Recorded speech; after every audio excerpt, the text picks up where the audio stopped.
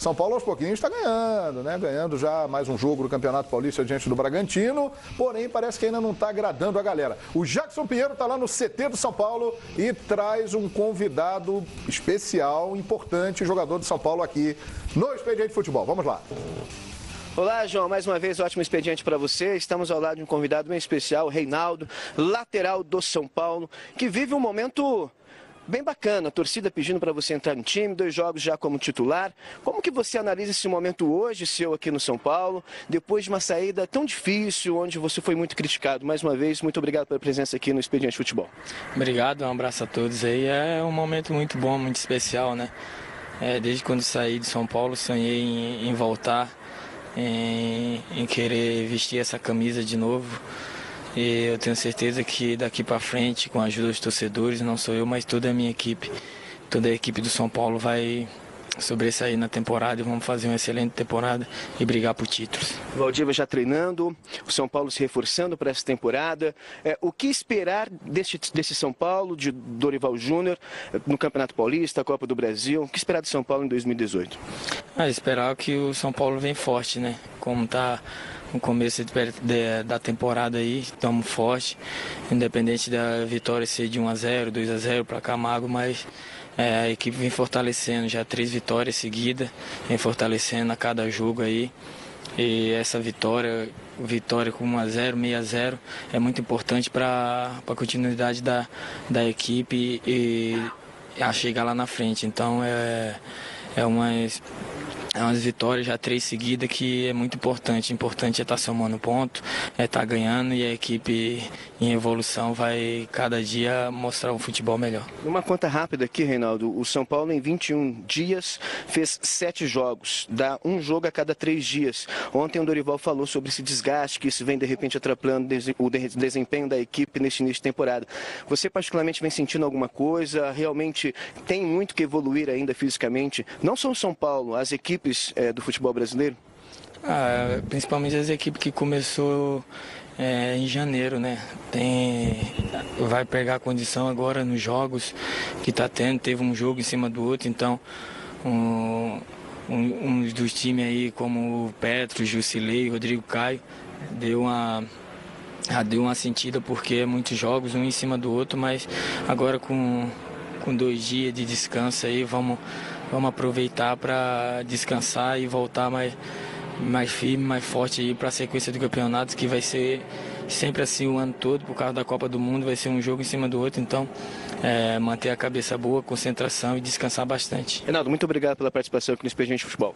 Valeu, obrigado. Valeu. Esse é o Reinaldo. O São Paulo teve uma mudança no calendário. A Federação Paulista de Futebol adiou o jogo contra o Ituano, que estava marcado para quinta-feira, dia 15, porque o São Paulo, dia 14, enfrenta o CSA de Alagoas pela segunda fase da Copa do Brasil. O jogo contra o Ituano pelo Paulistão foi para o dia 21 de fevereiro, sem ser essa próxima quarta, a outra. Beleza? Com isso, quem levou a pior foi o Rodrigo Caio. Rodrigo Caio levou o 3º cartão amarelo contra o Bragantino, iria cumprir suspensão automática justamente contra o Ituano, só que vai cumprir no clássico contra o Santos. João Guilherme.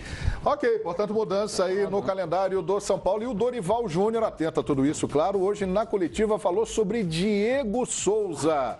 Preste atenção. O Diego está jogando solto do jeito que ele gosta. Hoje ele veio, voltou, entrou com bolas. Tudo é questão de tempo. Eu não quero ele na função de atacante. Eu quero que vocês entendam bem. Então eu vou até mudar o número da camisa do Diego para que não seja 9. Porque senão todo mundo acha que ele é o centroavante da equipe. Não, o Diego não é um centroavante. Ele tem toda a liberdade. Tanto é que tinha momentos que o Cueva estava infiltrado, o Marcos Guilherme estava centralizado na posição que seria do 9.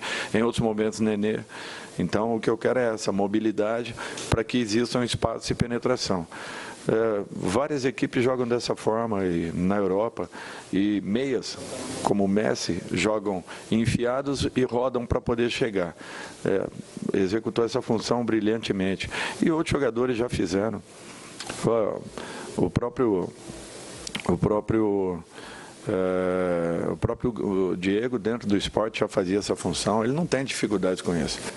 É só as pessoas esquecerem um pouco, ele não é centroavante de referência, mas ele tem toda a liberdade de movimentação e se quiser sair para armar, que ele sinta que existe espaço, ele tem liberdade de movimentação. Tá ok, tá aí o Dorival explicando direitinho como ele quer o Diego Souza e como o Diego Souza tá jogando no São Paulo, Quesada. Até quando ele veio aqui, né, PVC, a gente fez uma brincadeira. Ele vai ser o 9, porque aí o 9 da ideia que é o centroavante. E o 10 é o homem que pensa o jogo ali. Isso não impede do 9 voltar para também ajudar a pensar esse jogo e não impede do 10, muitas vezes, ser o homem para definir para ser o centroavante. Pouco importa, gente, se usa 10 ou se usa 9. Ficou claro para mim, é a mesma coisa que ele disse para a gente. Ele é um homem de meio campo que pode funcionar muito bem ali na área. Em alguns momentos é preciso. Porque assim, gente, a tática não é estática, né? A gente não vai achar que o camisa 9 ele vai ficar lá os 90 minutos do jogo na meia-lua da grande área esperando a bola. Até porque se acontecer isso, ele vai estar em impedimento toda hora, né? O cara tem que sair. Né? Não é? Porque quando inventaram lá atrás, né, o futebol, inventaram uma história de um negócio chamado offside, impedimento, né? Que em inglês é impedimento, né? Offside. Isso. Então, o centroavante, seja ele qual for... português é impedimento. Impedimento. Ele tem que sair de lá, não é? Porque se ele ficar lá, ele vai estar em impedimento toda hora. Então, é meio básico. Isso para mim ficou claro. É que eu ouvi um zum aí, achei que era outra coisa. Qual foi o que você ouviu? Não, é que não serve para ser o camisa 9, que chegou para mim que o técnico do São Paulo teria dito. Ele não disse nada disso. Não disse nada? Ele disse só que ele é o 10, que pode jogar. Telefone sem fio, te passaram o recado errado. Passaram errado. Pô, agora, é bom a gente ver o Dorival falando para esclarecer como ele quer ali o Diego Souza. Ele está dizendo, não é o meu centroavante. Claro. Ele pode aparecer ali. Mas tá jogando de 9 para ser utilizado como 9, né? Aqui entre nós. Tá? Tá jogando lá para ser utilizado como 9. Ele pode ser. Não quer que ele jogue. Tudo bem, tá jogando solto, descontraído, solto, leve, tudo mais. Botou a 9 no cidadão para falar, meu camarada, vai lá e sapeca Yaya com a camisa 9. Ele tá falando isso agora, mas assim, eu não vi esse jogo de ontem. Eu vi o jogo de sábado. Não tá dando liga. Com o Botafogo, número da camisa porque o cara faz em cama. Não tem nada a ver, mas a função dele é 9. Um pouquinho, Paulo. O goleiro usa a camisa número 1. Eu não vi o de ontem. Não, peraí, não tô falando isso. Não tô falando isso. O goleiro usa a camisa número 1. Não. O PVC, o generaliza. O Feijão usava número qual? 78? 5. Então ele tem que jogar no meio campo. Não tem nada a ver. Não tem nada a ver. E deixar o gol lá. Ardili seria o goleiro Ardili? Não tô falando do número 9. Não tô falando do número 9 que está jogando com o Diego. Eu tô falando que a função que ele foi colocado pelo Dorival foi a função de homem de área, sim. Não venha com esse argumento de que ele foi colocado ali para ser um 10, para voltar. Não. Se a função dele para jogar dentro da grande área não tem dado certo, porque o Diego realmente não tem essa função. Tanto que no esporte ele jogava mais ou menos enfiado, mas estava lá. Mas o Tite usou assim na seleção. Também usou na seleção. E talvez por isso seja uma alternativa do próprio Diego para tentar, entre aspas, ainda brigar por esse espaço no comando da seleção brasileira, de jogar como um 9. Tudo bem. O que eu quero deixar claro aqui, mais uma vez, é o seguinte, entre assunto Diego, o que mais me chamou a atenção, a sacanagem que fizeram com o Rodrigo Caio, né? Muda a data do jogo e o cara vai pagar a punição porque a federação e a CBF não se entenderam na data. Pelo amor de Deus, né? Deixa o cara jogar o clássico e paga lá o que já estava previsto, que era o jogo contra o Ituano, ou não. Ou não. É uma sacanagem com o Diego Souza. Perfeito. Com o Diego Souza, Rodrigo Caio. Rodrigo Caio, Paulo. Pelo amor de Deus. Perfeitamente. Agora, o Diego... Sacanagem à parte e o Diego Souza. Não, o Diego Souza, ele tá jogando. Tem um erro de comunicação. Se você não quer deixar claro que o Diego vai ser o 9, primeiro não entrega a camisa 9 para ele. Por mais que esse negócio de número de camisa seja uma coisa da pré-história, né, de 30 anos atrás, a gente já viu muitas vezes o Roberto Dinamite jogar com a 10 era centroavante.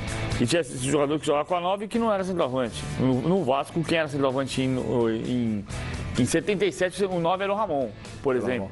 Que não era o centroavante, era o Roberto. Então, é só um exemplo. Agora, ele recebe a 9, as pessoas acham que ele é o centroavante.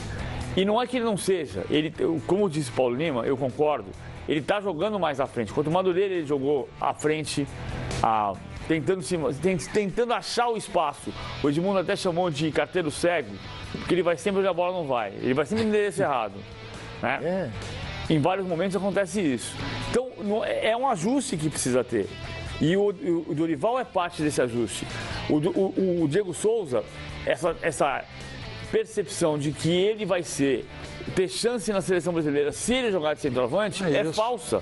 Ele foi convocado como centroavante na seleção sem jogar como centroavante no esporte. Ele foi convocado pela característica que o Tite acha que ele pode ter para fazer o pivô na frente. Então, o Diego Souza pensando em Copa do Mundo, ele tem que jogar bem, em qualquer lugar. Tem que jogar bem. E não está jogando bem. O São Paulo não está jogando bem.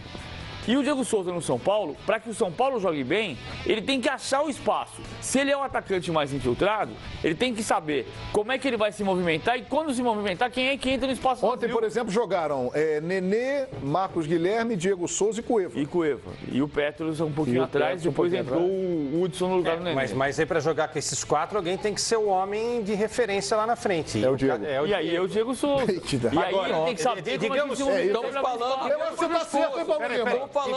Digamos o seguinte, digamos que o Prato não tivesse saído do São Paulo, perfeito? Ele seria o 9, certo?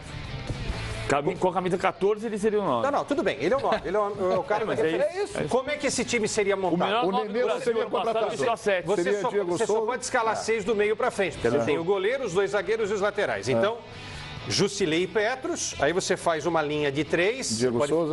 Diego Souza. Marcos Guilherme Cueva. E Prato.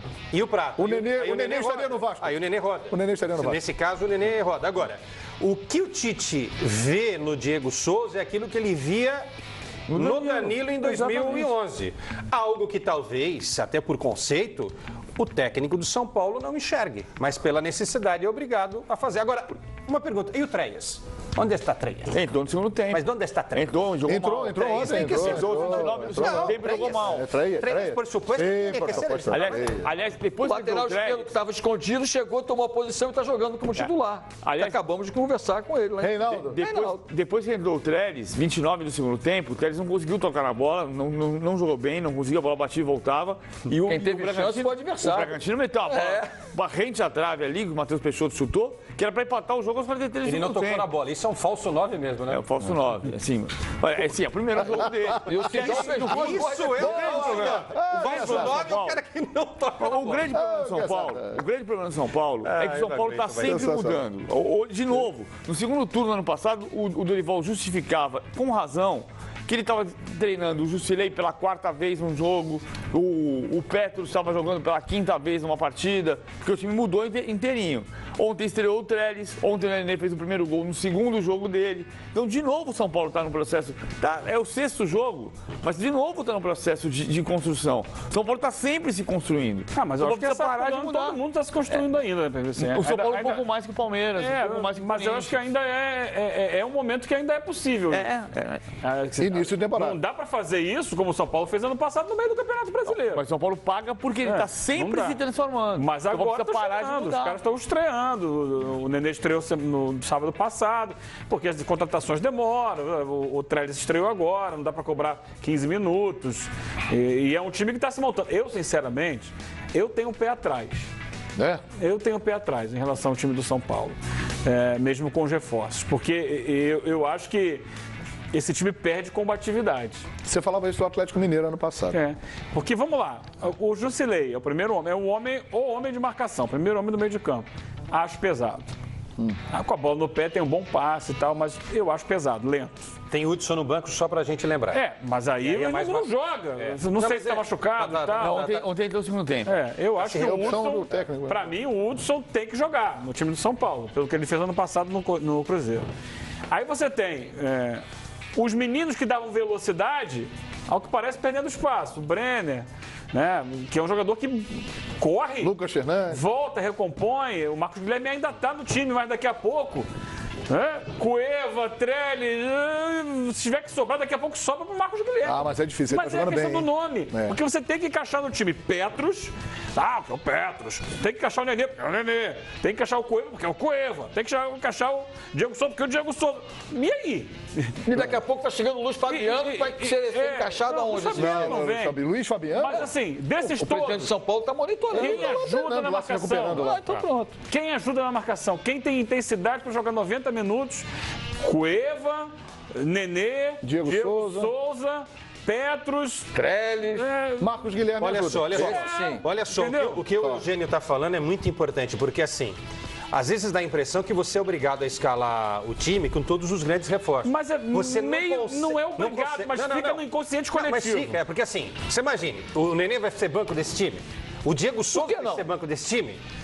Eu tô dizendo... Não, eu acho que tem... O Nenê saiu do Vasco, o Vasco não perdeu mais. Tá, tem que jogar quem é melhor dentro de um padrão tático. O Eugênio tem razão. Se os dois alas têm velocidade e os ditos rodados chegam e não conseguem fazer esse trabalho, você não pode tirar os caras... Desses medalhões aí, quem vocês deixariam fora do time? Tem que ver o dia a dia. O Diego Souza e o Nenê, pra mim, brigam por posição ali no E o Valdívia vem aí, hein? Ainda tem o E Valdívia. o bicho vai pegar ou não? Que briga Vai pegar o bicho ou não vai pegar? Valdívia vem aí, pessoal. Eu acho que tá faltando aquilo que o técnico já disse. Tá faltando mais gente para as alas. Para as alas. Não é isso que o Dorival está pedindo? Onde Valdívia entraria nesse time do São Paulo aí? Mais do que tem. Não, ele falou... No banco, cara? Nesse momento tá no banco. Valdívia é banco? Nesse momento é banco. É banco. Nesse O momento Dorival, é no banco. O Valdívia não é ala, hein, gente? O Dorival queria jogador de velocidade. Jogador de velocidade. A diretoria deixou claro que ia trazer um jogador veloz. Que não é o Valdívia, né? Mas o Dorival pediu o Valdívia. Tá, mas não é o Valdívia. O Dorival pediu o Valdívia como jogador de velocidade, que eu também não enxergo como o velocista que parecia que ele querer. É um jogador pro lado do campo, mas não é um velocista. Sabe quem é velocista? Quem? O Denilson, que tá fazendo gol na Vitória. O Vitória ganhou ontem do Globo. O Denilson não é nada demais. Tanto passou pelo São Paulo, não deu certo. Mas o Denilson, que veio do Avaí pro São Paulo, jogou pouquíssimo no São Paulo. É velocista. É o cara que tá jogando muito bem no Vitória agora. Fazendo golaço. Fazendo gol. Muito bem. Olha aqui, hoje à tarde, no evento na Federação Paulista de Futebol, está aí em vários sites que eu tenho lido aqui, Globoesporte.com, no nosso site também, foxsports.com.br e outros. Presidente José Carlos Pérez dos Santos admitiu que continua conversando com São Paulo sobre uma possibilidade de negociação de Vitor Ferraz. Então a conversa continua e o Vitor Ferraz pode ir para o São Paulo. Que contratação. Boa. Poxa, você imagina Reinaldo de um lado, Vitor Ferraz do outro? Se não der certo esse São Paulo... Mas aí eu vou tocar na mesma tecla, né? Vamos lá. Entendi. O Vitor Ferraz é reconhecido por ser um lateral de muito boa técnica, excelente qualidade no passe, mas que o jogador que funciona mais do meio para frente. O São Paulo hoje joga com um zagueiro ou volante improvisado lateral. Só que se o resto do time não marca, pelo menos você fica aqui, Militão. Não aí sai. Vamos olhar para o meio campo. Isso que você falou não sai, entendeu? É isso que você falou do Para dar Hudson. equilíbrio. Aí cai na análise do Hudson, né? Aí fecha mais com o Hudson. Você Para tem que ter um equilíbrio. volante mais... Então assim, o Militão não é lateral, tem improvisado, mas pelo menos é o seguinte, fecha ali. Entendeu? Aí você bota o Vitor Ferraz, muito bom jogador. É mais um que vai embora. E aí quando perde a bola, fica o coitado do Jusilei ali tentando pegar. E os zagueiros, aí vai estourar o que em cima do zagueiro.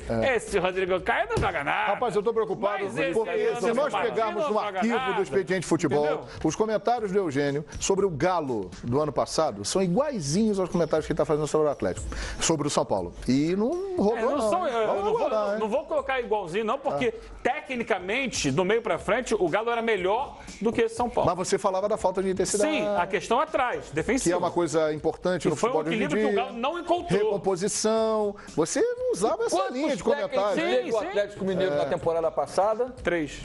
Aliás, daqui a pouco nós vamos falar do atual técnico do Atlético, Oswaldo de Oliveira. O Atlético ontem suou, mas venceu, empatou e classificou.